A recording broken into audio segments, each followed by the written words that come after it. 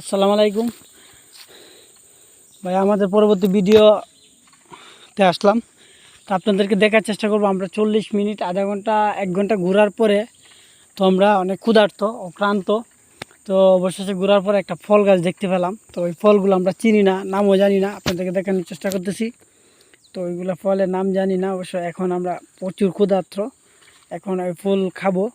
একবারে পেকে রয়েছে, কাঁচা ফল আছে এবং পেকে রয়েছে। এটা আমার মনে হয় এক ধরনের ওই বিদেশি বড় জাতীয় ফল বা কিছু আপেল জাতীয় ফল। দেখেন কাঁচা এবং কি পাকা সবই আছে। তো আমরা এখন এটা পেরে খাবো। আপনাদেরকে দেখানোর চেষ্টা করতেছি। আমরা বাগানে ঘোরার পরে ক্ষুধার্ত ক্লান্ত থাকার কারণে আমরা অবশেষে ফল পেলাম। তো এখন আমরা ফল খাবো ইনশাল্লাহ। তো আপনারা চেষ্টা করবেন, কোথাও অচেনা অচেনা জঙ্গল বা বাগানে যদি যান, তাহলে প্রচুর ক্ষুধার্ত থাকলে, তৃষ্ণা থাকলে আপনারা চেষ্টা করবেন যে এইগুলা ফল সামনে থাকলে খাবেন ইনশাল্লাহ। তো আশা করি ভালো লাগলো, এমনকি আপনাদের যারা নতুন আসবেন তাদের জন্য ওইটা একটা ভালো, ওই মানে ক্ষুধার্ত থাকলে ওটা খাইতে পারবেন ইনশাল্লাহ। সবাই ভালো থাকবেন, সুস্থ থাকবেন ইনশাল্লাহ।